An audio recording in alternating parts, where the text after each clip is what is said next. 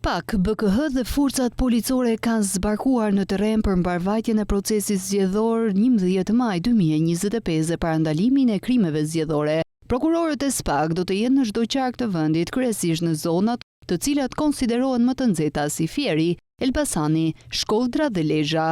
Policia ka angazhuar mbi 5.000 punonjës në terren për të garantuar rendin dhe sigurinë gjatë gjithë procesit zgjedhor. Gjatë votimit, në rast se në komisionet e qendrave të votimit, koordinatorët e KZAZ-ve apo Komisioni Qendror të Zgjedhjeve do të kenë kërkesa për ndërhyrjen e policisë në zbatim të kodit zgjedhor. Policia ka lënë pikat e kontaktit me komisionet dhe do të veprojë në kohë, konform përcaktimeve ligjore. Në orën 18, shërbimet e policisë do të marrin në rujtje të gjithë objektet e vendnumërimit të votave, në bashkëpunim me OSBE dhe Komisionin Qendror të Zgjedhjeve e Prokurorinë e Përgjithshme.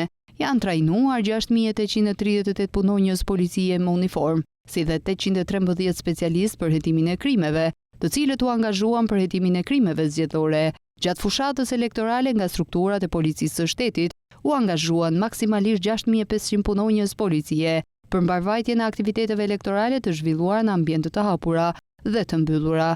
Teksa procesi zgjedhor ka nisur me disa probleme në disa qendra votimi në disa qarqe të vendit, në prangat e policisë ka rënë edhe bashkëshorti i deputetës së Partisë Demokratike, Elda Hoti. Specialistët për hetimin e krimit të Komisariatit të Policisë Mirdit ka bërë të mundur arrestimin në flagrancë të 45 vjeçarit Ladin Doja, banues në Mirdit, bashkëshorti i deputetes Hoti, i cili ka rënë në pranga për veprën penale, pengimi i qarkullimit të mjeteve të transportit, drejtimi i automjeteve në mënyrë të parregullt, vetgjyqësia dhe kanosja apo dhunim prej pjesëmarrësve në zgjedhje. Së bashku me 45 vjeçarin në pranga ka rënë edhe shtetasi Amarildo Jushi, banues në Mirdit. Ky i fundit akuzohet për vepra penale, pengimi i qarkullimit të mjeteve të transportit, vetgjyqësia dhe kanosja apo dhunimi për pjesëmarrësit në zgjedhje. Në zgjedhjet e 11 majit, rreth 3.7 milion shqiptar marrin pjesë në votimet për zgjedhjen e kuvendit të ri. Partia Socialiste kërkon mandatin e 4 përbalë koalicionit të Partisë Demokratike dhe 9 forsave të tjera politike. Për herë të parë në këtë proces votimi, voton edhe diaspora. Forcat e rendit përmes një njoftimi për mediat kanë bërë me dije se për garantimin e rendit dhe sigurisë për gjatë gjithë ditës së procesit të zgjedhjeve janë 6.500 punonjës policie të angazhuar në aktivitete të ndryshme dhe në qendrat e votimit. 5.316 efektiv janë planifikuar të ruajnë objekte zgjedhore dhe shoqërimin e materialeve. 93 KZAZ dhe 5.225 qendra votimi do të jenë në mbikëqyrje policore.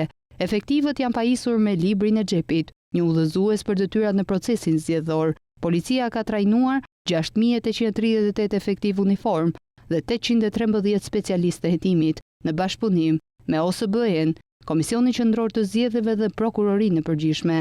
Gjithashtu, SPAK ka ngritur një task force të posaçme me drejtues, prokurorin Altin Dumani dhe grupet hetimore në çdo qark. Në Tiranë, Adnan Gjoli, Klodian Braho dhe Altin Dumani, në Gjirokastër Arben Kraja, në Elbasan Ojzdado, në Shkodër Dritan Prençi, në Kukës Anita Jella, në Berat Behar Dibra, në Durrës Ervin Kondili, në Fier Doloreza Musabelliu dhe Sotir Klapi, në Dibër Ervin Gokaj, në Korç Vladimir Mara, në Vlorë Elida Kaçkini dhe Bledar Maksuti bashkë me Manjola Kajanën, që një natë më parë kanë filluar dhe incidentet e zgjedhjeve të 11 majit ku në Dibër Partia Demokratike publikoi pamje të dyshuara që tregojnë babajnë e kandidatës së Partisë Socialiste, Daniel Gjura, në një akt të blerjes së votave. Sipas demokratëve, ai ka qelluar në ajër me armë zjarri. Deklarata e drejtorit të përgjithshëm të policisë Ilip Roda në mbledhje me të gjithë vartësit të tij, ai ka thënë se i përgëzon për përkushtimin dhe i inkurajon në këto ditë finale të jenë pasaportë e besimit të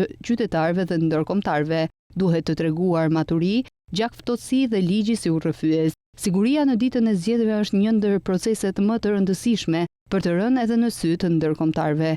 Objekti i votimit do të merret në ruajtje që në mëngjes. Pas përfundimit të votimeve në orën 19, efektivët do shoqërojnë materialet drejt KZAZ-ve. Policia ka lënë pika kontakti me Komisionin Qendror të Zgjedhjeve dhe qendrat e votimit për reagim të shpejtë. Në orën 18 do të merret në ruajtje çdo objekt ku do të bëhet numërimi i votave, thirrje për qytetarët dhe subjektet politike. Policia e shtetit apelon për denoncimin e çdo rasti që cënon të drejtën për të votuar. Subjektet politike të respektojnë ligjin dhe të bashkëpunojnë me institucionet ligjzbatuese përgjatë gjithë këtij procesi zgjedhor.